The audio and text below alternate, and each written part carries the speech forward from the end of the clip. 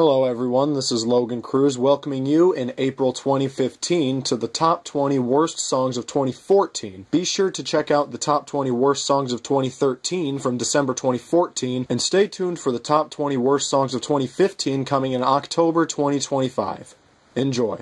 2014. What a year of ups and downs. Of course I'm talking about my hand after seeing Kate Upton and Jennifer Lawrence's nude photos. Fuck winner's bone. J-Law shirtless gave me a winner's boner last year along with the influx of other celebrity nudes that got leaked in 2014. Except for a couple that I really didn't want to see, and looking at Ariana Grande's nudes feels like I'm looking at child porn. Seriously, the media invades celebrities' private lives every day, but once a layer of clothing is off, then they claim it's heinous? Oh, and someone else other than them did it. Yeah, fuck you, you bunch of hypocrites. Let's see, what else can we rip apart from last year? I mean, I guess I owe it to you guys because I'm so fucking late on this video. Well, Michael Bay fucked the Teenage Mutant Ninja Turtle franchise harder than that crappy-ass Nickelodeon show. Cosby stuck his little bill inside anything with a pulse. We landed on a moving fucking comet, no one cared, but Kim Kardashian showed her disgusting, untalented, silicone-packed ass on a magazine no one reads and everyone lost their shit. Sam Smith is gayer than that Stay With Me song. Honey Boo Boo's mom dated a child molester, making him the most normal one in that family. The missing Malaysian airplane fiasco was only the second biggest disaster involving planes this year. Sony's security system was a bigger failure than the PS Vita, and the interview was more boring and less funny than an actual interview. Tom Green finally gave us the comeback nobody asked for. We overly decked out our police department to look like DLC suits from Gears of War, so now they can oppress minorities with double the proficiency. I still don't give a shit about the iPhone. Judi Dench got robbed of the Best Actress Oscar by that old bitch with the terrible Russian accent from Indiana Jones sequel that shall not be named. They should just make NFL stand for National Felons League. Despite this nauseating booty fad going on, the biggest ass in music is still Kanye West. Chris Christie stopped clogging bridges and went back to just clogging his arteries. A crippling disease entered the U.S. this year and has left thousands upon thousands of fearful, undeserving people with severe headaches, profuse vomiting, and internal bleeding. That's right. All About That Bass by Meghan Trainor. The one game PewDiePie won't win is the race against time. Republicans led the Senate polls while simultaneously leading in greed, deceit, self-indulgence, and knowingly arguing away every unscrupulous thing their fucking stupid party does. GM dragged their feet over recalling their faulty vehicles while GM drivers dragged their feet trying to stop the damn car. Five Nights at Freddy's 2 proved that people will pay to play the same thing twice. Rihanna's new perfume probably smells like stupid lyrics and Chris Brown's knuckles. ISIS was the Islamic equivalent of that street gang full of 12-year-olds who won't stop trying to show you how dangerous they think they are. Joan Rivers actually died 20 years ago. She's just been running off Botox fumes till last year when she keeled over and left us with her uninteresting daughter. Putin doesn't want Ukraine on the map anymore, but it's not really like it matters since US students can't find it on there anyway. A Million Ways to Die in the West was a million bad jokes coalesced. God forbid we let our incompetence brutally murder some brutal murderers, but we let at least 40 of our own veterans die right under our noses while also slashing the VA hospital budget because, you know, they're not on death row, so they don't need it, I guess. American logic. The hotels for the Sochi Winter Olympics fell apart faster than my interest for the Sochi Winter Olympics. The real challenge of the ALS Ice Bucket Challenge is to see how many dumbfuck teens doing it for likes know what the hell ALS even is. After being renewed for its superfluous 12th season, it's about time they rename American Dad to jokes that weren't funny enough for Family Guy. Apparently, people will give you a lot of airtime if you're a con artist. Brad Pitt went from good-looking dude to fat old man in one haircut. Washington Redskins owner Dan Snyder got caught being an Indian giver. And Robin Williams' last impression was of me after watching Patch Adams. So it's clear 2014 should have been something you snort to get high rather than a year itself, but how did it fare musically? That's the question and the topic of this video. For the most part, it sucked, but a few gems rose from the cesspool. Since I won't be doing a separate video for which songs I thought were best because, frankly, it really just boils down to how it sounds and how the lyrics are for me, there wouldn't really be much of a substance to talk about in that video. Here is my best of 2014 list. And no, Don't by Ed Sheeran isn't on here. You know why? Because I hate it. It's annoying as all hell, probably one of the top 5 most annoying songs of the year. I tried to like it so much, but let's just say that fared about as well as my punctuality for this list. Speaking of which, let's get on with it. My top 20 worst songs of 2014 starts out with number 20, Maps by Maroon 5. Remember when Maroon 5 used to be good? Yeah, neither do I. It seems like so long ago when Maroon 5 released everyone's guilty pleasure song, stealing their listeners' hearts and Train's everything else. Then they somehow made it possible to rip themselves off and have been releasing the same song over and over again for 14 years. Now Adam Levine is a 35-year-old Andy Garcia impersonator, making him the oldest Maroon 5 fan by 27 years. People say Maroon 5 isn't a rock band, but I have to respectfully disagree. I mean, come on, these guys are like rock stars, and that they're old, tired, and way past their prime. I honestly don't know what people find so attractive about Adam Levine anyway. He looks like Paul Walker after the car crash. Speaking of crashing and burning, let's get on with the song, shall we? Let's go ahead and start reviewing Maroon 5's official 15th minute of fame. Also, Maroon 5. Aren't there 6 members now? Emergency room. Where is it? Where's the fucking emergency room? Just tell me. Where is it? Where is it? Jesus Christ. Adam Levine's acting is so bad I forgave Robert Blake. I miss the taste of the sweet life. I miss the conversation. I'm searching for a song tonight. I'm changing all of the stations. Well, what do we have so far? A mediocre beat, a dull, monotone delivery slower than Rick Ross's metabolism, and standard Maroon 5 lyrics. This is basically a more drawn-out version of Payphone. All of their songs sound like this now, but people have hailed this as their worst song yet. I mean, yeah, it's bad, but so far it's really nothing to do cartwheels over. Actually, I wouldn't even really say it's bad yet. Nothing too hateable about it. It's like most of today's pop songs being released. If anything, I'd say it's forgettable at best.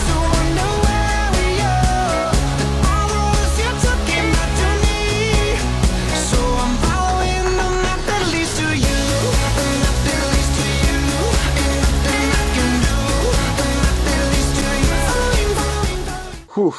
I jumped the gun faster than Rolling Stone writing a rape article. Oh, I'm sorry if I offended any of the 65-year-olds who still support Rolling Stone magazine after they threw the Boston Bomber on the front cover. Then again, they did have a cover with Kanye West in complete Jesus last-minute garb with the tagline, The Passion of Kanye West, even calling it one of their best covers to date, but no one said shit about that. That aside, Adam Levine's voice is shrill and blood-curdling to the point where it's actually painful to listen to. I mean, the chorus sounds like a joke. Like, it wasn't meant to be taken seriously. This is the worst delivery I've ever had to experience since I ordered the tuna fish sandwich from Jimmy John's.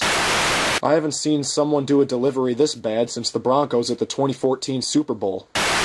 This is the worst delivery upon mankind since Sarah Palin was born. Yeah, let's go with that one. It's weird because this song actually, it sounds so familiar. Wait a minute.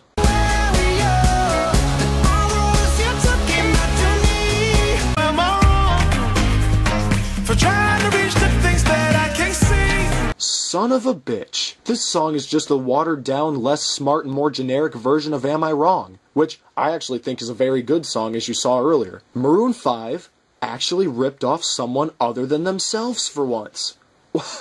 I don't know whether that's an achievement or a new low. The rest of this song is the same repeated hyena screeching from Adam, so let's take a look at the video. If you couldn't already tell, the video is filmed a la Lamento style, which makes sense, given that Adam and Guy Pearce's character are both assholes with the same 90s ska punk haircut and excessive amounts of tattoos. So Adam cheats on his girlfriend, and we're supposed to give him sympathy because, well, he's Adam Levine, I guess. And then she runs away and gets hit by a car and dies. Now he hates himself more than he hates the United States. But hey, at least she doesn't have to live to hear their next single, which will probably sound exactly the same as this one anyway. But this song is on the list because, besides the laughable chorus, it's basically, it is the same recycled Maroon 5 formula with no change whatsoever, and I'd just be reinventing the wheel if I went any further. We're only just beginning our trip through Diarrhea Drive, also known as 2014's music lineup. What's next? Number 19. Text Me Merry Christmas by Straight No Chaser featuring Kristen Bell. Good God alive, this song's so annoying it's making my stomach contents dispel. Straight No Chaser named themselves after a term used when buying a drink. And what a perfect analogy.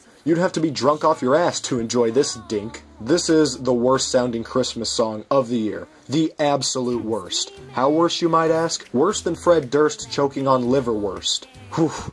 Okay, maybe not that worse. I know times are changing. Texting is commonplace, and I'm cool with that, but listen to how cheaply they throw in text lingo so it'll appeal to young brats. Though you're far from me, say you'll be RP. That's a text I'll never delete. No. Choose just the right emoji, one that makes me LOL.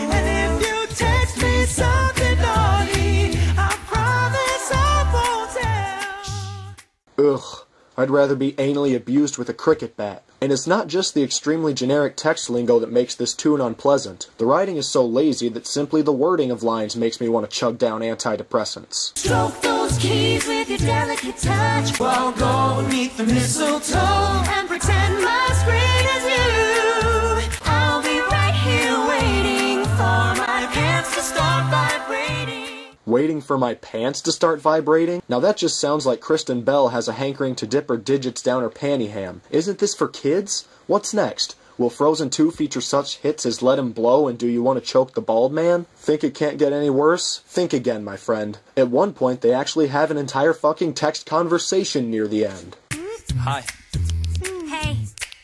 How are you? Okay. Miss you. Miss you too. Xmas sucks without you. I know. Love you. LOL. Love you. Okay, thanks. Bye.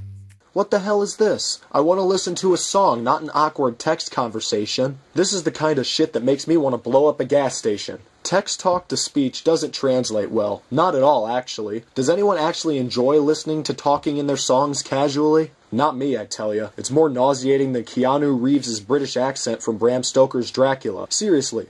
Were the writers of this song higher than the forehead of Scott Bakula? More attempts to be mainstream are coming up next without really any relevance. They throw them in there just to throw them in there, and it completely lacks elegance. A Facebook message isn't quite as sweet. I need more from you than just a tweet. A snap on Snapchat doesn't last. And voicemail that's from Christmas past. Where's the logic in that? Why must your lover's tidings be given through text always? This song has more holes in it than Virginia Tech's hallways. I mean, wouldn't you prefer a voicemail or even a fucking call over a 2-word text on Christmas? It's much more heartfelt and shows that you actually care enough to at least talk to your significant other.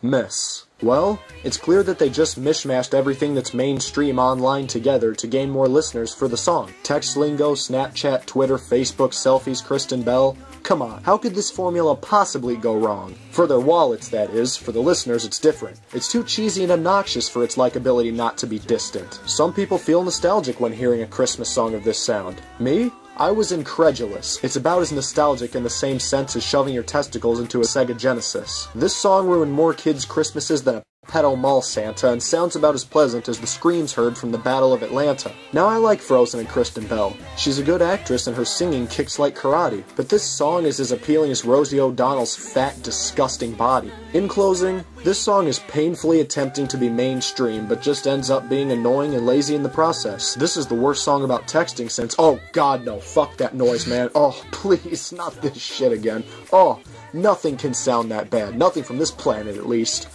Ugh. Let's just move on, please. Number 18. I'm gonna be completely upfront with you guys, okay?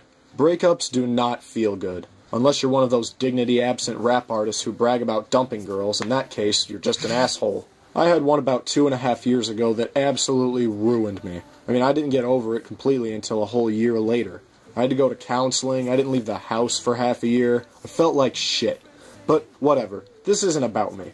It's about Robin Thicke. I'm not gonna front and say that Robin Thicke isn't feeling the effects of his breakup with Paula Patton, but that shit he did, under the circumstances, it would have been a crime for her to stay with him. So she woke up recently and filed for divorce. I mean, Robin wrote this entire album in a month for her, begging her to come back. He can't be feeling too good right about now if he loves her as much as he says he does, right? Son of a bitch. All I want to do is keep it light, keep it light. All I want to do is make it right, make it right. Well, apparently that's not all you wanted to do, asshole. You had a great woman, but you threw it all away, you fuck. Or maybe she just got tired of referring to you as the Blurred Lines guy to her famous friends. Seriously, Blurred Lines, while it did suck chauvinistic dick, was undeniably successful and garnered a lot of money and recognition. So, what did he do with all of it, you might ask? Well, he tanked on Vicodin and alcohol, admitted to not writing the song, cheated on his wife, made another misogynistic-ass single, bitched to every radio station in earshot about how sorry he is for everything, and performed a watered-down plea bargain at the BET Awards in attempts to fix his tattered relationship. Way to go, Robin. Played like every other one-hit wonder before you. But seriously, the fucking BET Awards? Robin Thicke at the BET Awards is like Chris Benoit at a World's Greatest Dad ceremony. And not to mention, the album sold like shit. The only way Paula would ever fly off the shelves is if a hurricane hit the 99-cent bin at Sears. God. This album was so bad that his next one is going to be him begging the record companies to get him back. I gotta get a go, get a go, get a go, get a back. I gotta get a go, get a go, get a go, get a back. I gotta treat her right, oh, I gotta cherish her for life. I gotta get a go, get a go, get a go, get it tonight.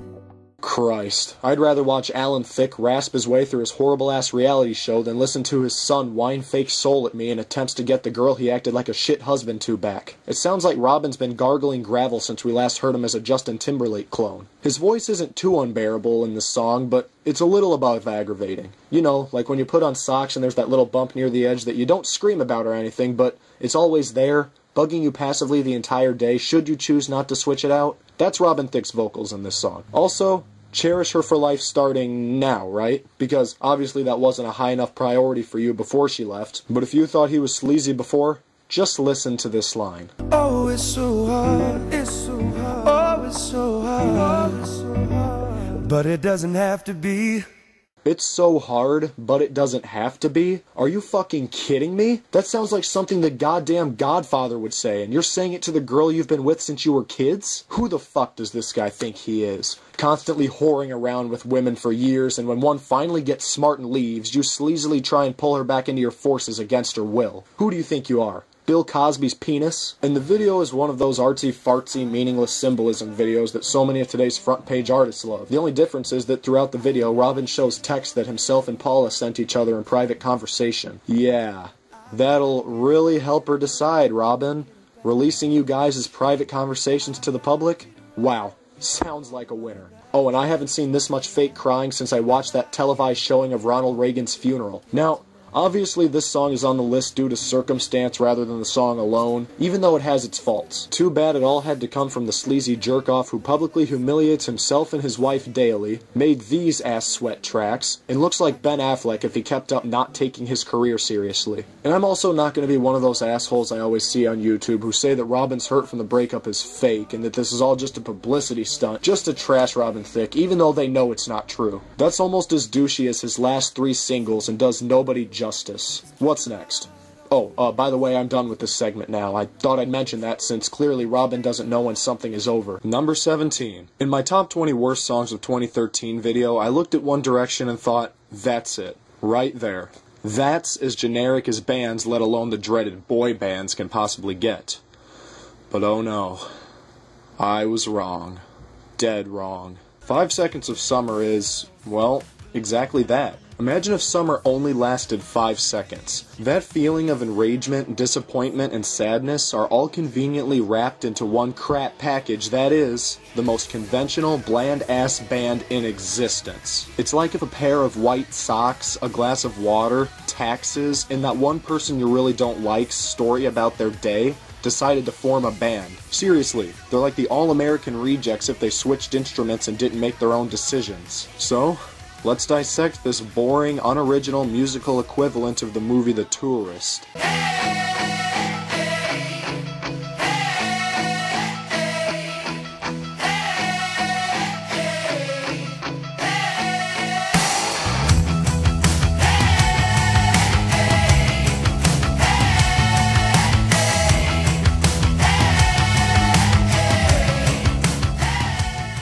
Alright, we get it. Jesus Christ, we know you can't do or say anything original. You don't have to reinforce it with over 25 seconds of repeating one of the most boring words in existence. I mean, at least Kimberly Pierce gave us one good movie before she admitted she was unoriginal with that unspeakably awful Carrie remake. We're not even to the first verse and I'm already checking my pulse to make sure I haven't died of boredom yet. Simmer down, simmer down. They say we're still young now to amount to anything else. But look around, we work too damn hard for this just to give it up now. One Direction with a deeper voice. That's all they are. I mean, how stereotypical are these lyrics? Seriously. Oh, and you worked hard, alright. It does take a lot of work to completely rip off One Direction, Blink-182, Good Charlotte, the Backstreet Boys, NSYNC, the Jonas Brothers, Big Time Rush, the All-American Rejects, The Wanted, 98 Degrees, and New Kids on the Block all at once, while listeners somehow still don't notice that nothing about you is unique in any way, shape, or form. I mean, even their album cover is a rip-off of every boy band trope ever, and their song names are as commonplace and non-unique as they come. At this point you'll notice that, yes, while the song itself is obnoxious, it's mainly on here because it's definitely the most unoriginal song of the year.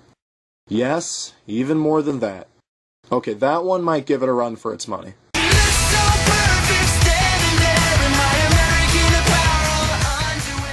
So, she looks so perfect wearing your underwear? By the looks of it, they also seem like the kind of people who would think she looks perfect wearing knee pads, a strap-on, and a lumberjack beard too. But jokes aside, let's do a quick breakdown. This song consists of 10 parts. 4 of those are just that aggravating and overly long hey bit. Another 4 are just the chorus being repeated with only a 2-line change, which really doesn't even relate to the chorus in the first place, so the only non-repeating parts of this song are the 2 verses, and even they're less than 20 seconds each and so generic you'll forget you ever heard them. That's only 1/5 of the song. If a run-of-the-mill, one-hit-and-done band like these guys make a song where the majority of it is repeating a bland chorus over a bland beat and constantly screaming the word hey for over 25 seconds at a time, did they honestly expect it not to be boring? I mean, I haven't been bored this much by a song since The Bank Put Me on Hold with My Heart Will Go On looped for 55 minutes. This song is a bigger waste of time and money than the iPad Mini, or the new Transformers reboot, or the Xbox One, Kevin James' career, TGI Fridays' greasy artery-clogging loaded potato skins, Tybo, any Apple product ever, John Travolta's hairpiece, that hard-ass Hubba Bubba gum that loses flavor in under 20 seconds, Toshiba laptops, religion, Tybo, any generation of My Little Pony other than G4, Segways, Bluetooth headsets, anything on the menu at Hardee's, Tybo, no, seriously, that was a fucking thing.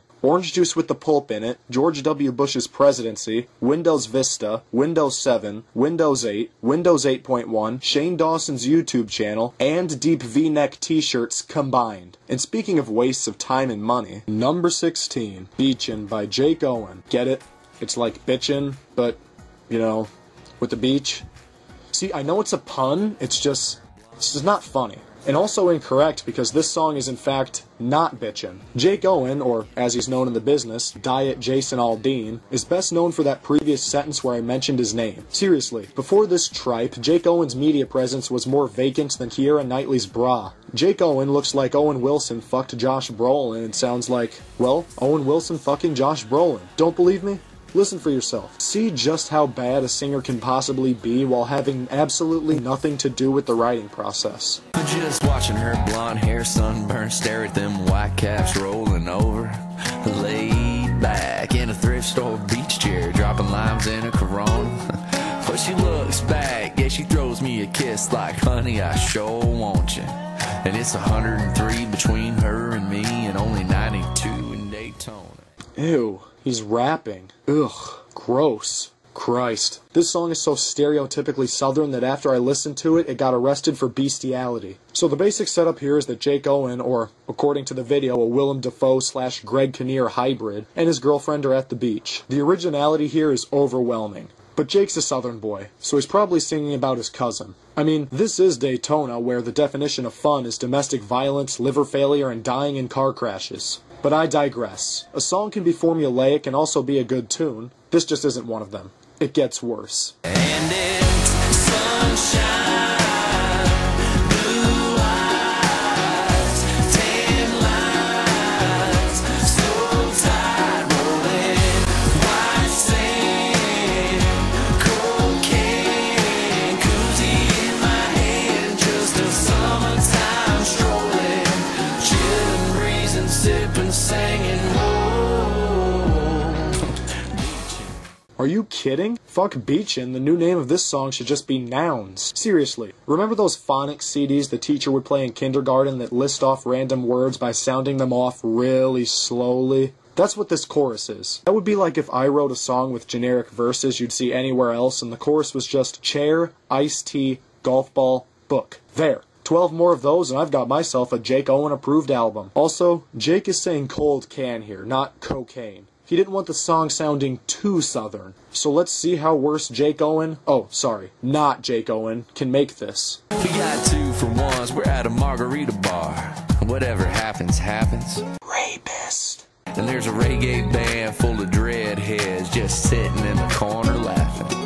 Well, my baby walks over, drops a 20 in the jar. She smiles and shakes it at me.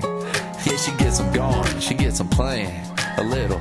Don't worry, be happy. Please don't remind me of better songs. Also, those dreadheads are probably laughing at how completely fucking inept you are like the rest of us. Then again, it might also be the fact that you look like Steven Seagal at half the age and 1/18th the weight. And the worst part is, this is the last verse in the song. Yeah, I'm dead fucking serious. There's a 2-line bridge that restates what he already told us about him drinking, then the shitty noun list chorus repeats itself. That's it. What kind of Miller-sweating, mentally deprived, easily distracted dullard would find this even half enjoyable? I'd get more enjoyment listening to a blank CD until it demagnetizes. Listening to Jake Owen is like getting AIDS. You know what? Why don't we just let that analogy speak for itself and move on to the next song? Number 15. R. Kelly's taken a break from pissing on teenagers to make a piss-poor attempt at a song. Of course, we all know that R. Kelly isn't his real name, it's just a stage name. It's actually short for really, really, really enjoys raping and pissing on underage girls, filming it, then trying to marry them. Kelly. R. Kelly's song library is like Adam Sandler's movie library. 2 good ones and 253 shitty ones. But unlike Sandler's recent movies, nothing was terribly offensive about how bad Kelly's music was because, like Functionality, it hasn't been on anyone's iPod since 2005. Then he came back for a brief stint to ruin Lady Gaga's Do What You Want on an otherwise okay album. Then after that came this monstrosity. I'll swallow my pride and admit that R. Kelly, in his heyday, was unique and did have a different sound from the rest apart from Seal, that is. But now he sounds absolutely, and I do mean, absolutely nothing different from the shittiest and laziest of today's rap dregs. I'm talking to you, everyone at Young Money Entertainment, so let's find out why this is the most disgusting cookie since Lorna Doone's tasteless coagulated sawdust squares that somehow get passed off as a tasty treat. Next wake up, it's dinner time. Yeah, turn up, pull up to the crib and a nigga on sit. Come fuck with a nigga, like a bang on the pussy like I'm blowing up a crib. Fuck with a nigga, you gon' wanna claim this dick. Jesus Christ. Cookie Monster could do better vocals than these. He sounds like Trey Songz with vocal polyps. Look at all these modern rap tropes we have here. Excessive use of the word nigga, bragging about being rich, sex, profuse cussing just to fill up the time slot, talking about how big your schwanz is, acting holier than thou, wanting to fight for no reason, booze, the phrase turn up, apparently knowing what's best for women, food and drink euphemisms, rubbing your material possessions in everyone's face, and this is only the first few lines. R. Kelly has freed himself of all originality in just 6 lines. With those credentials, you'd think he'd be the lead singer of Maroon 5. But that's just lyrically. I haven't even begun to mention his vocals. Christ. He sounds like HAL 9000's gay porn double. But despite the title, this song is the complete opposite of a cookie because, as you dig deeper into it, it only gets worse. She roller coastered on it. She threw it up our alley. Just like Juicy J's verse in Dark Horse, R. Kelly keeps using totally nonsensical metaphors. She roller coastered on it, she threw it up I alleyed. Okay, that one just sounds like your dick game was so weak that it made her vomit. This is just me thinking out loud here, but maybe she's one of those girls who doesn't like her face being used as a urinal? Just saying, R. But R. Kelly taking a golden shower on me right now would still seem more rewarding than sitting through this toilet water he calls a chorus. Like an Oreo, I love to lick the middle like an Oreo. Turn up, Oreo, Oreo, like an Oreo. I wanna bite it and get inside it till I get you gone. Jesus, R. Kelly, you're pervy, don't care about what the woman wants, and for years have only been getting a slap on the wrist for your inexcusable sexual misconduct toward multiple women, and got off only because you have money. Are you the CEO of American Apparel? Oh yeah. And I'm sure Oreo really enjoys that plug. Speaking of which, you know that moment when you first get a pack of Oreos and you start chowing down entire slots of them at once, but once you stop, the roof of your mouth hurts, you feel like shit, and they're packed in between your teeth so far it makes them ache? That's what listening to this feels like. At this point, R. Kelly is completely camouflaged into the backdrop of every modern rap artist ever, so it only gets more monotonous to be subjected to from here on out. And I don't know what kind of fucked up sadomasochist enjoys this shit, but when R. Kelly talks about sex, it sounds like he's going to rape and kill her. Gonna beat the pussy till it's blue. Break your back, crack it open like a lobster. I kill the pussy digger. Jesus H. fuck. Listening to a song of this nature makes me half expect a Robin Thicke cameo. I told her put it in my face. Let it rain, let it rain. Okay, at this point he's just asking for it. I mean, is this supposed to be sensual? Because this sounds like it should be the new theme song to Law & Order SVU. And what a coincidence. It's fitting that a song of this nature would be given by a known statutory rapist. And don't even fucking try to say that isn't him in the video. We all know he did it, but the fucker got off anyway. If that was any other pedophile fuck from the slums of Michigan, he would have been left to rot in the can faster than you can say, oh yeah, Roman Polanski just won an Oscar too, didn't he? But at least people only listened to this song for like 2 days anyway. Maybe you should just go back to pissing on teenagers, R. Kelly. At least then people will acknowledge you. Fuck you, R. Kelly. And fuck this milquetoast, unoriginal, disgusting song. Number 14. Yeah, by Austin Mahone featuring Pitbull. Allow me to repeat that. Austin Mahone featuring Pitbull. Someone had to have thought that up at some point. Some cruel sadist out there thought it would be a good idea to put the processed What About Love kid and the monotone, literally talentless Pitbull on a song together. How the hell could we as a people let this happen? Everyone knows the top 5 things you should always, under any circumstance, avoid if you wish to lead a fulfilling life. 1. Death. 2. Famine. 3. Drinking sulfuric acid. 4. Stapling your tongue to a rotisserie rod until it slowly burns and eventually gets pulled out by the root, while a Serbian strongman snaps each one of your fingers back to your wrist. And 5. Austin Mahone and Pitbull collaborations. Seriously, cappuccino and Lay's potato chips are a better duo than these jokes.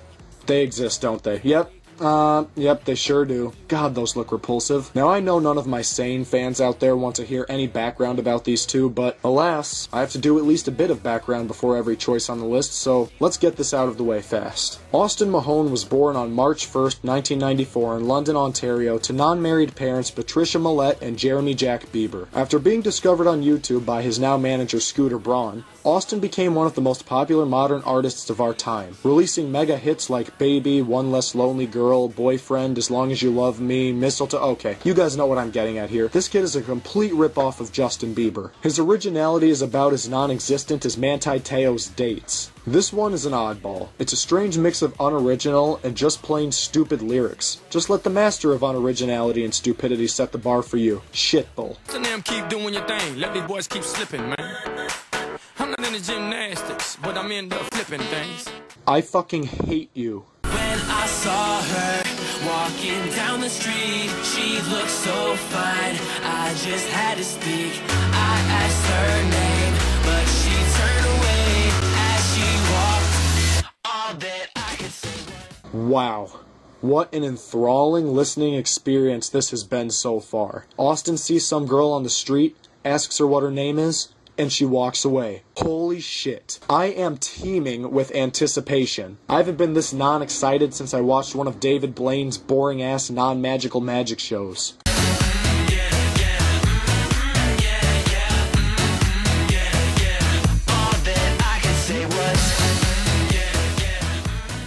Wow. That chorus sounds awful. I mean, really bad. Austin's voice is already synthesized more than the soundtrack on a Sega Genesis video game, but his delivery is lurchy and unappealing to the point where it's cringeworthy to listen to. Actually cringeworthy to listen to. And they repeat that 10 fucking times in this song. Listening to this song honestly feels more like a chore than a respectable listen. Some bad songs can at least be catchy at some points, and if not, then they can at least be passively listenable, but whenever I hear this song, I always find myself tapping my foot really fast in anticipation for the damn thing to be over with. Just like whenever I see the new Fantastic Four trailer on TV. Seriously, Jamie Bell as the Thing? Epic fail. One time go. I know you feel it, cause I mean what I say. We can do whatever we want. When she walk past me, I say, hey. What the hell does any of this mean? Rock and roll a one time, we'll make it up as we go? I'm more lost than a Christian preacher in a land not filled with impressionable morons. How many people wrote this garbage? 10 people? 10 people wrote this meaningless crap? Mahone fans, say what you will about my offensive, simile-packed, semi-funny music lists, but at least they're written by one person, me. And if you Austin fans are going to say what you will, make sure you let mommy and daddy know, because knowing how young his fan base is, it'll probably be your first words. Yeah, she looks so good, but she bad. You can see that back from the front booty like Chris Krause. Jump. What does this guy have to offer to anything he's in? No, seriously. I'm genuinely wondering why famous people who want to make something new keep asking this guy to be in them, since he keeps bringing the same old shit to the table. Lame puns, same aggravating vocal range, analogies that don't make any sense, blatant narcissism, stupid pop culture references, and overall he has just a very unlikable demeanor. But enough of that side note on Joey Graceffa, and let's start reviewing Pitbull's verse to this already revolting song, shall we? Por el amor de Dios, Pitbull, basta de esta obsesión maldito tuyo donde declamas tontería esar español. ¿Lo ves? Lo estoy haciendo ahora. Y no tiene absolutamente ningún efecto en lo que estoy haciendo. Además de confundir a la gente, esto es. Anda ya, Pitbull. Gritar mierda español irritante es el trabajo de George Lopez. For those that thought that we would stop, definitely don't have a mind to think with. Brainless, most of them broke but they're famous. Some got hit but they're nameless. As you can see here, as always, Pitiful here goes completely off topic to brag about his totally undeserved merits. You know what? I'm sick of seeing this. There has to be a way to stop this guy from coming back and bringing down every single song he's in. Maybe we can treat him like an actual pit bull. Just rub his nose in his music and hit him upside the head with a rolled up newspaper. That'd do the trick. Or we could do the world's ears a favor and get him put down too, but one miracle at a time here, folks. Also, the transitions from Pitbull to Austin Mahone and vice versa in this song are really rocky and don't fit well in any imaginable way here. These two have the chemistry of a leg and a bear trap. In conclusion, this song is repetitive, annoying, overlong, unoriginal, and adds shit no one asked for or even wanted. It's like Super Mario Galaxy 2. But while that was at least enjoyable, this song doesn't have any redeeming qualities and is already dated a mere year after it was made. But it only gets worse from here, folks. Case in point, number 13. Chances are you guys know Iggy Azalea, or if you go by her real name, which is, that, for one of two things. One, being the slightly more fuckable Iggy in the music industry, or two, Fancy. Now granted, this isn't her only terrible single of the year. She also did Black Widow featuring Rita Ora, who some of you might know is the chick who can't act in 50 Shades of Grey and the chick who can't sing in real life. But that song was just a pathetic ripoff of Dark Horse by Katy Perry. This is a song that doesn't have to be a ripoff to be bad. This is a special kind of bad. A song that fails on multiple levels mainly because of the ineptitude of the singer. So let's see why Iggy Azalea is the worst thing to come out of Australia since Vegemite. First things first, I'm the realest. Drop this and let the whole world feel it. Let them feel it. And I'm still in the murder business. I can hold you down like I'm giving lessons in physics. Right. You should want a bad bitch like this. You know that one white friend everyone has who always tries to act black and it is just painful to watch? Yeah, that's Iggy Azalea in spades, folks. I mean, if I wanted to hear an Australian bitch completely butcher already terribly written songs, I'd go to a Keith Urban concert. Seriously, she sounds constipated in this song, only in this case she's spewing the shit from the other end. Seriously.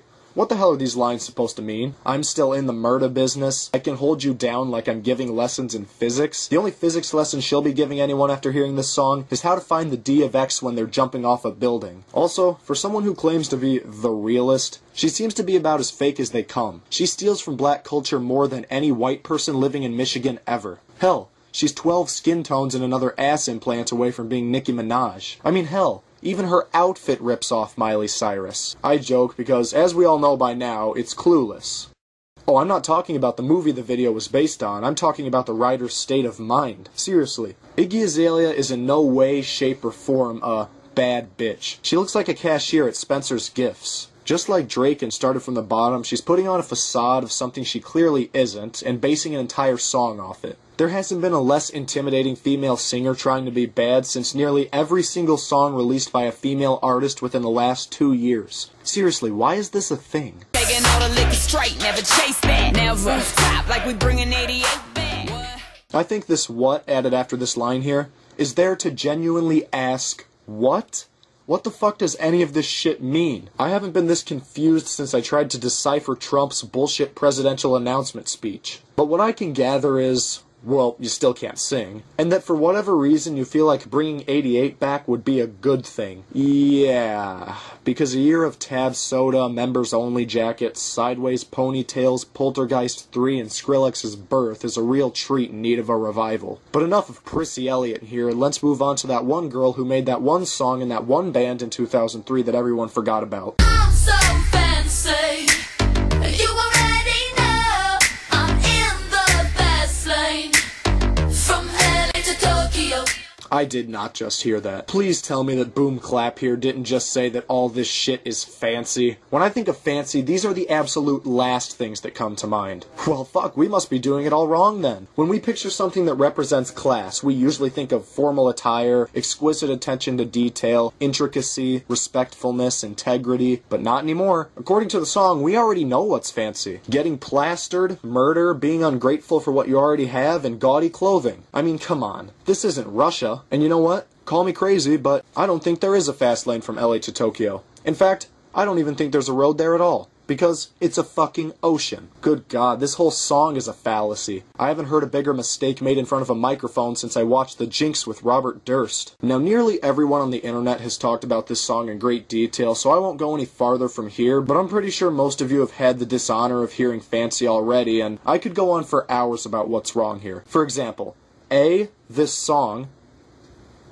Yeah, that about sums it up. So, what's next? Number 12. Now, this might seem like a strange pairing for number 12, but allow me to explain myself. You know that moment during an Easter egg hunt where you open all your eggs and the candy just looks so good? Then you end up finding one 3 months later that no one found, and you look inside at the now rotten candy and think, ew, how the hell could I ever have liked this? That analogy explains these two songs. When they were released and became a hit, you know what? Whatever. You know, I guess they're a bit catchy, but then once the radio stopped puking them out and you listen to one again 3 months later, you think, what? How the hell was this a hit? Let's start with the one that aged the worst out of the two.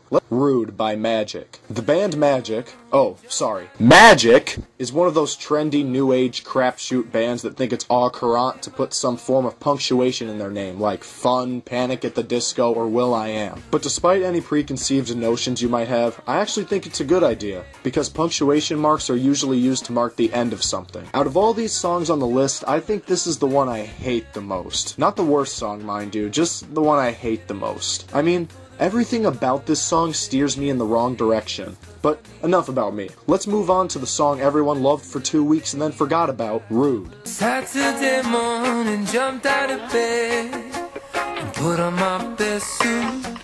Got in my car and raced like a jet all the way to you.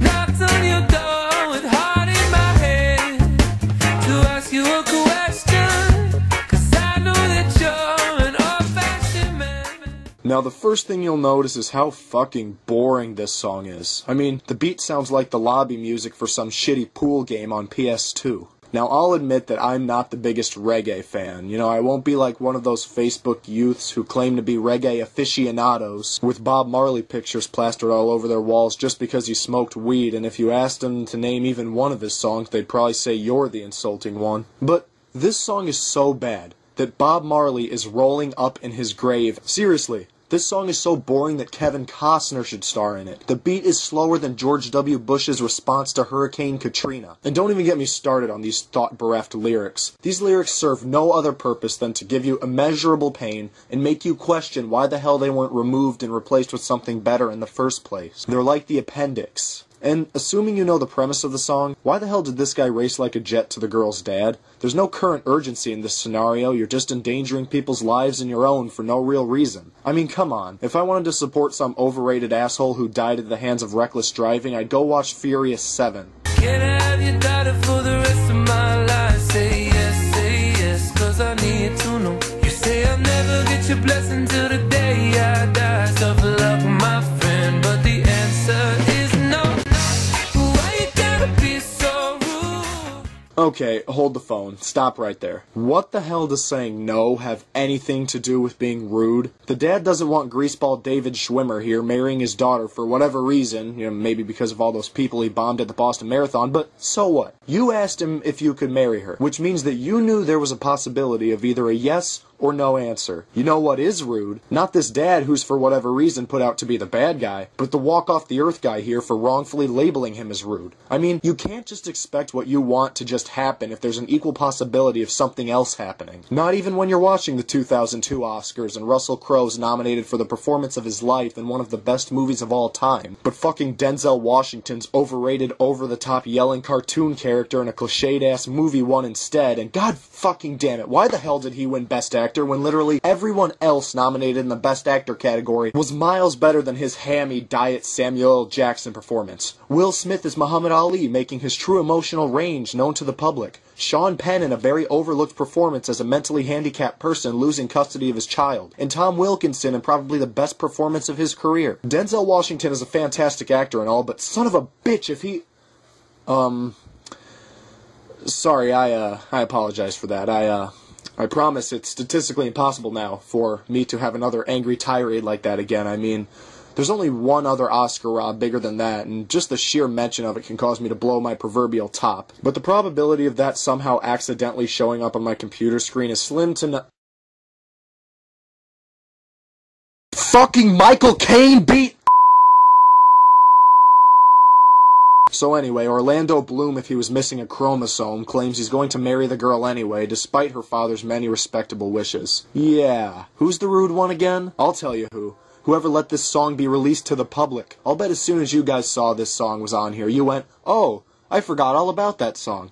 Didn't ya? The only truly memorable thing about this song is how utterly stupid these lyrics are. The beat is milquetoast and bland, the vocals are dull, the flow is sloppy, and I'm really questioning the singer's legality, but all with the shocking lack of Shakira. And speaking of females who shouldn't be singing, let's get on to Meghan Trainwreck's completely oblivious anal seepage, All About That Bass. Meghan Trainor sings about being all about that bass, but looks like she's all about that cake.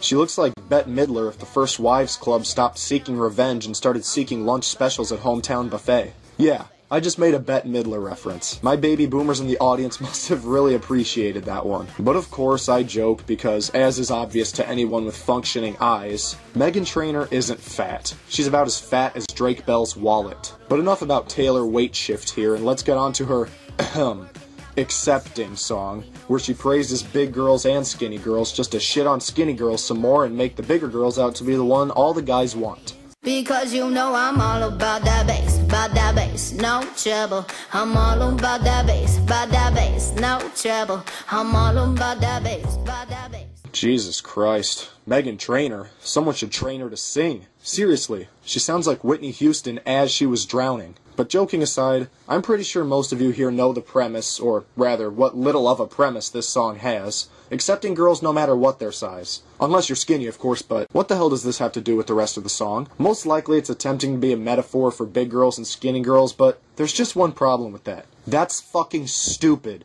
Because A, as much as this song sells itself on being solely bass, despite that bass being repetitive, boring, and sluggish, there's plenty of treble here, including her Alvin and the Chipmunk impersonations in lines such as this. I'm bringing booty back. B, the comparison alone makes about as much sense as critics criticizing St. Vincent for being too sentimental. I mean, seriously, what the fuck did you expect? And C, again, she's not fat.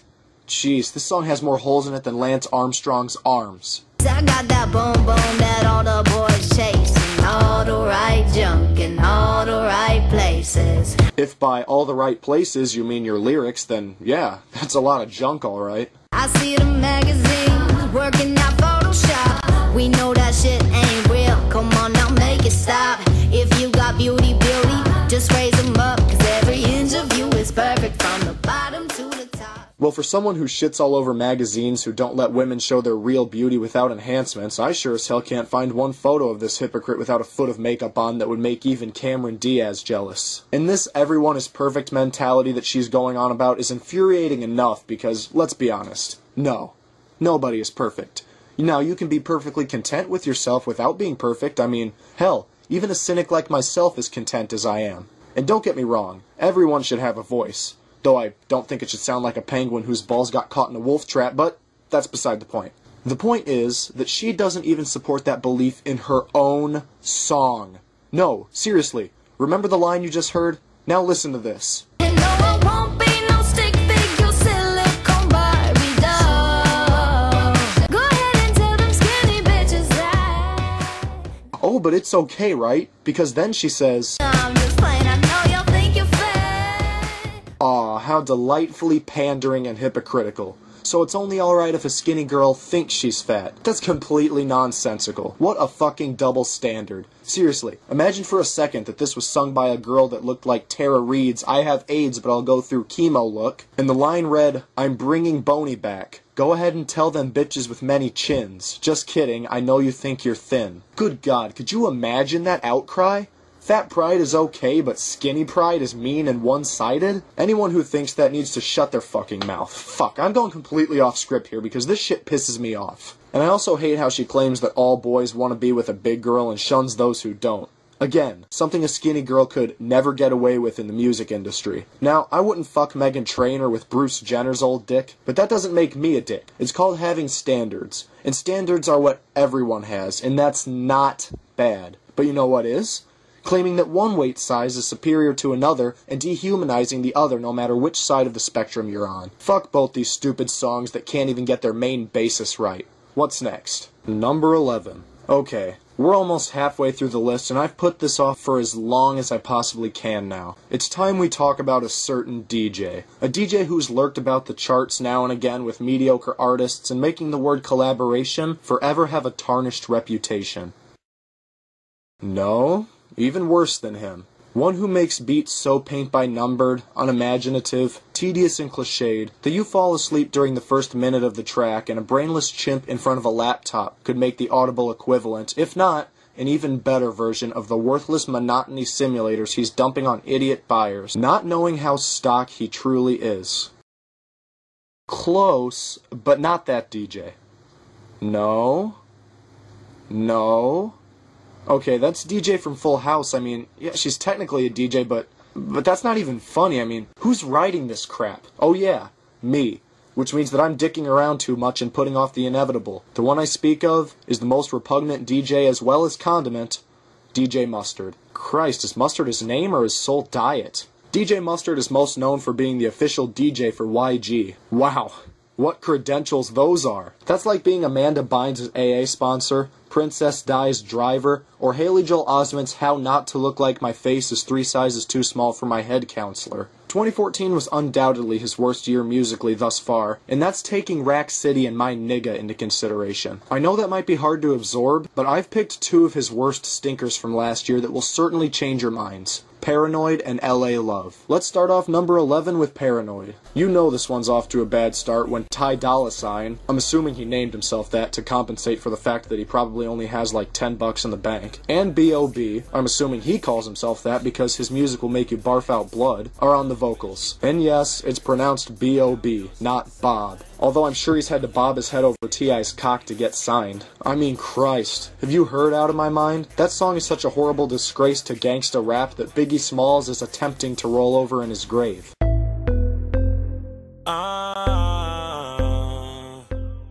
Okay, let's just stop right there. We're barely even 4 seconds into this mess and already everything is wrong. The beat sounds like an electronica version of those beats you made in school when you were bored with a hand and a pencil slowed down 50 times, and the aggravatingly long grunt with an overabundance of auto-tune is just nauseating. This song pinpoints everything that could possibly be wrong and makes it so. It's like if the movie Talladega Nights somehow transcended itself into song form. So two of my bitches in the club, and I know they know about each other. I think these bitches trying to set me up. Maybe I'm just paranoid. Alright, so here comes that swallowing my pride thing again. No matter how bad some, keyword, some, of the lyrical deviants I talk about are, some of them at least sound okay. As in, if their lyrics and beats were better, they could have a very respectable career in the music business. But this guy sounds like absolute shit. Like, he has no business whatsoever being a singer. He literally sounds like a guy who failed at being a plumber and decided to give singing a shot next just for the hell of it. What a fucking farce. I mean, this guy has the emotional range of Roger Ebert after the surgery, for Christ's sake. Oh, and by the way, that 8-second beat that keeps looping over and over, that's the entire beat for the song. Yeah, I'm not joking. And this guy's won awards. This is supposed to be the most notorious DJ in the rap game? He looks more like the most notorious man at CC's Pizza. The rest of this Schmartz's verse is glorifying calling women bitches and not wanting an actual relationship, just a quick fuck with as many as he can for his benefit, and who the fuck cares what they think. And to top it all off, yet another sex euphemism that doesn't make sense. Yeah, I've talked about all this shit before and why it brings modern music down. We know why. It's common knowledge at this point. So let's move on to B.O.B., aka that one guy who made Airplanes' verse. Told my old hoe, she my new bitch. Told my new bitch, she my old hoe. She used to be yo hoe. Dead. Hold up, flatline. I fuck a bitch asleep. Nap time.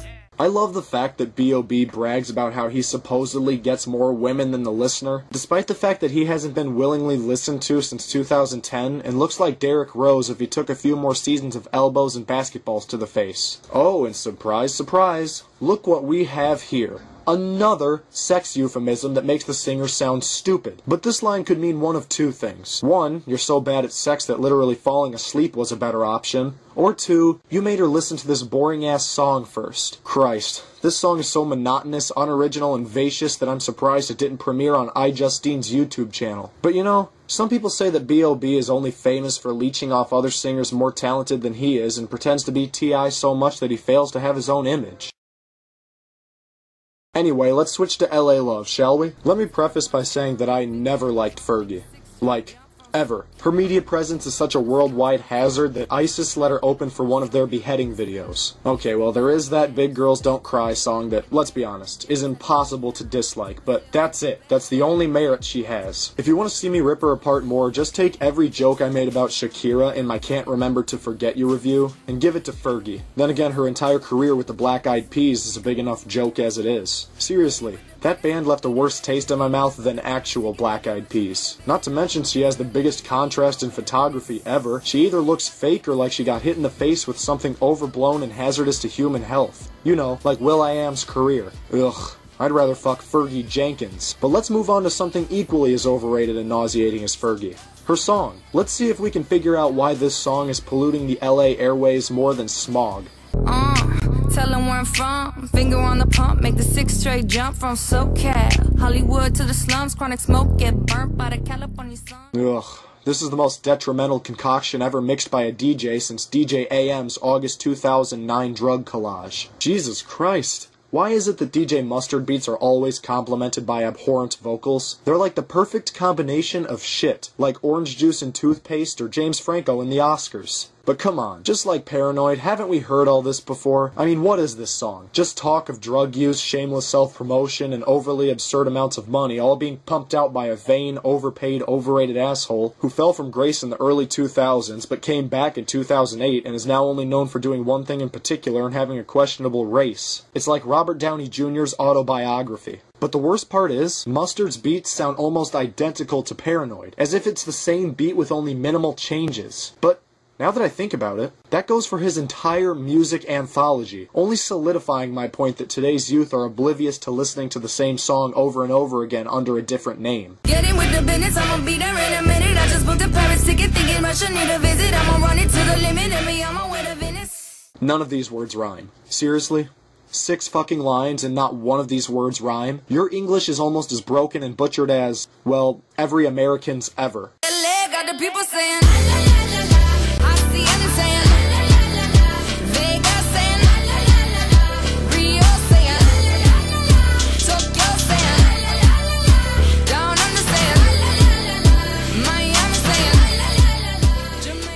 Whew. Not only is the chorus bland, uninspired, and repetitive, but it's also geographically inaccurate. LA wouldn't be saying that. They'd be saying something more along the lines of, heavens to Betsy, I have to get my 3-year-old to her cheek implant appointment before this smog damages my exfoliating algae facial mask. Hacienda would say, Our food is a crude hodgepodge of greasy American gerbil meat and soggy old Mexican colon cleansers that will have you repainting the toilet for ludicrous prices. Vegas would be saying, I know this last $1,000 is supposed to be for Grandpa's surgery, but what the hell. One more round of craps. Rio would be saying, come tour in Rio this year, where our main exports are vag waxing, date rape, and buildings that look like they're from the new Silent Hill game halfway through graphic development before it got cancelled. And be honest, you're only coming for that damn statue, aren't you? Tokyo would be saying, well, nothing actually, they just point at American technology and start laughing. Down Under would be saying, hello g'day mate, we've all got skin cancer and shrines of Hugh Jackman. This kangaroo meat is bloody ripper. Miami would just shout oy vey, and Jamaica would point at the radio while the song's playing and just say, hey, yo, turn that thing off, man. It hurt in my head, déjà. Well, I better move on to number 9 before half the world comes over to my house and lynches me. So yeah, DJ Mustard sucks, Fergie sucks, B.O.B. sucks, and Ty Dolla $ign sucks. But speaking of people who need to be lynched, number 10. Number 10 on the list is Dark Horse by Katy Perry. Listening to Katy Perry is like having a race car bed. It seems like a cool idea when you're a kid, but then you realize it's only done by children under 10 and adults living at home with severe brain damage and a 75-year-old mother. So let's see why Katy Perry can't write a song to save her life. Again. Katy Perry, Juicy J. Let's rage. Unlike popular opinion, I actually like that Juicy J needlessly announces himself and Katy Perry at the beginning of a song. That way I have enough time to jump out of the car when I hear it on the radio. What the fuck is this? The mercifully shorter version of Avatar? Blue people with cages on their heads, singing ancient Egyptian gods, inexplicable dancing cat ladies. I feel like I'm reading through the citations on a Michelle Bachmann speech. This video is as ridiculous as the fact that those annoying ass Despicable Me minions are still a thing. Seriously, I can't stand those aggravating little butt plugs. But then there are those dumb shits who claim that this video has something to do with the Illuminati or something. Listen, the only thing in common with the Illuminati and Katy Perry's talent is that they're both fictional entities. Here you were gonna come to me. Here you are, but you better choose carefully. 'Cause I'm capable of anything, and everything. Yeah, anything besides making a good song. Seriously, this beat has to be one of the most unpleasant to listen to on the list, and the vocals just sound like Katy Perry is about to tank on horse tranquilizers. You know, like pop singers used to do. Not to mention, again, we've heard this all before. Katy Perry is playing hard to get. In other news, the sky is blue and the grass is green. She actually had a poll to determine if this song or one of her others would be her first single off her new album. Now seriously, look me straight in the face and tell me with complete honesty that you think those songs sounded any different from each other. I mean, come on. Does she honestly expect her fans to keep guessing what her next single is going to be when she keeps putting out shit that sounds exactly the same? Jesus, this song is putting me to sleep faster than that drink Bill Cosby made me earlier. Ah, and why the hell does my ass hurt? Make me your enemy, your enemy, your enemy. After hearing Firework, that's going to be a pretty tough proposition. This love will make you levitate like a bird without a cage. Well, technically a bird still levitates without the cage, just not as much, and actually it wouldn't even really be considered levitating. I mean, a bird voluntarily flaps its wings and... ah, fuck it. This song isn't using logic, why the hell should I? If you choose to walk away, don't walk away. If you choose to walk away, don't walk away. Yeah, thanks for your sage words of insight, Katy Perry. You're about as helpful as the villagers from Castlevania 2. So you wanna play with magic? Boy, you should know what you're falling for. Baby, do you dare to do this? 'Cause I'm coming at you like a dark horse. At least Katy has the common courtesy to warn you that she's not the easiest girlfriend to be with. Usually you have to end up bombing every joke on your shitty TV show while 6 people watch before she does that. Buckley stated perfectly enough already how Katy Perry blatantly misuses the term dark horse, so I won't go into much detail about that. We all know Katy Perry isn't a dark horse in the slightest. I mean, she's caused more DNA to be spilled than Michael J. Fox at a blood bank. Even this fictional version of herself with this ridiculous haircut that looks like Papa Smurf dumped a few shots of his baby gravy on it. But that aside, let me propose a question. How much longer will Katy Perry be able to release these vague money magnets before her fans start to notice? I mean, It's not even like Katy Perry follows her own messages anyway, since she doesn't defend her own opinions like she says she does, so at this point they can be about anything. But I digress. There is one thing that makes this pile of vomit separate itself from the other piles of vomit known by another name as Katy Perry's music anthology. Whatever the hell you'd call this. She's a beast. I call her karma. She eats your heart out like Jeffrey Dahmer. Oh, this guy still exists. The same guy who made this was ostensibly good enough to be featured in a Katy Perry song, which isn't really saying much now that I think about it. And as you can see, Juicy J blatantly overuses the talentless rap artist technique of mispronouncing words to make them sound like they rhyme. In fact, the only thing that rhymes in this entire fucking verse is care and fair. That's one pair of words. I shit you not. Listen. Try not to lead her on. Shorty heart is on steroids cause her love is so strong. Her love is like a drug. I was trying to hit it and quit it, but lil' mama so dope I messed around and got addicted. I mean, who does this? Trying to shove as many obscure similes as he can into a relatively short time frame with cheap, foul language use in an attempt to gain laughter from his fan base. God damn it. That fairy tale ending with a knight in shiny armor. She can be my sleeping beauty. I'm gonna put her in a coma. Alright, now that just sounds like Juicy J is gonna knock the piss out of her. yeah, insert Chris Brown joke here. Ha ha ha, so funny. But seriously, another sex euphemism that doesn't make sense. What the hell is with this trend in 2014? That settles it. I'm officially dubbing 2014 the year of nonsensical sexual euphemisms. She wrapped me like a roller coaster, turned the bedroom into a fair. Shouldn't the record company know that Katy Perry mainly appeals to young girls and the like? I mean, it's no secret. Why the hell is this verse, let alone this line, even in here? Again, we refer back to Nelly's line in Cruise and Jay-Z's in Suit and Tie, and that it's only really here to bring the song down. I mean, seriously, do parents even know what their kids are listening to now? Honestly. If kids keep listening to shit like this, then they'll just be reduced to minors who do nothing but cuss, spew filthy and offensive remarks, complain, and... Fuck it. Next song. Number 9. We Dem Boys by Wiz Khalifa. This one's probably the most lazy song on this list, and considering that this list has a Katy Perry song on it, that's definitely saying something. Now you're probably looking at the title of the song, We Dem Boys, and you're asking yourself what boys they are. Well, let me tell you. They're the ones who recycle every single rap trope in the book to make this song completely and utterly indistinguishable from Wiz's other musical travesties, apart from the overuse of the phrase, hole up. Yeah, it's a very small group. Why is Wiz Khalifa one of the most popular rappers of our time? I mean, seriously, I always see him on shirts and posters, always headlining concerts and whatnot. Why? Wiz Khalifa is one of the lamest rappers, if you even can call him that, in the game. This is someone who claims to have high street cred with anyone who so much as looks at him, despite looking like he grew up on a diet consisting solely of thalidomide and half a Tic Tac. Jesus, he released a mixtape titled 28 Grams, and that's also how much he weighs. Wiz wouldn't last a day in the hood. I mean, this man looks malnourished. When I saw the music video for this song on TV, I thought Alyssa Milano was gonna pop up and ask me to donate 50 cents to him. He looks like Serena Williams' son she don't talk about. But enough of me making Wiz Khalifa look like a fool, and let's move on to Wiz Khalifa making Wiz Khalifa look like a fool. There you go. That's the entire song. Yep. Oh boy, that really sucked. Now can I stop listening to this tripe?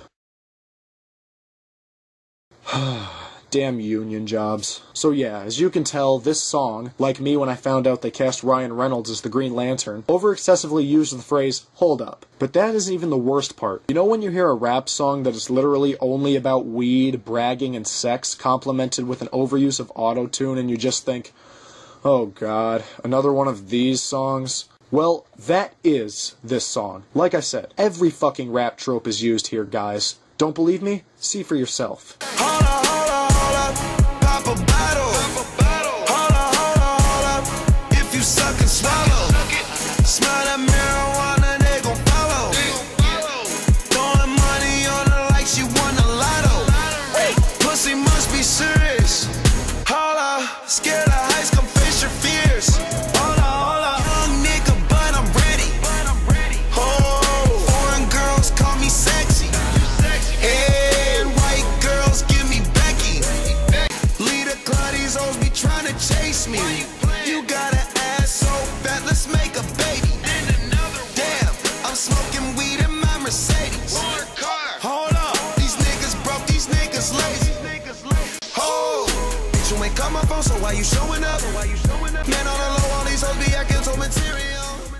He even does the ass-kissing plug of another shitty artist. Do it just like Nicki, gone and bend it over. And the worst part is, this line is so close to being accurate. I mean, all he would have had to have done was change Nicki to a Nicki listener. Because after hearing Nicki Minaj garble her way through another unwelcomed Pink Friday album, I'll be bending it over the trash can, vomiting my guts out. This is another tired, cliched piece of rap schlock that proves Wiz couldn't give two shits about the idiosyncrasies of what he puts out. This man seriously thinks that his fans are brainless morons, and he doesn't even work at Microsoft. Man, 2014 sure isn't looking good for originality, that's for sure. I honest to God doubt it could get any lower in those terms than this song right here. Unless, wait a minute.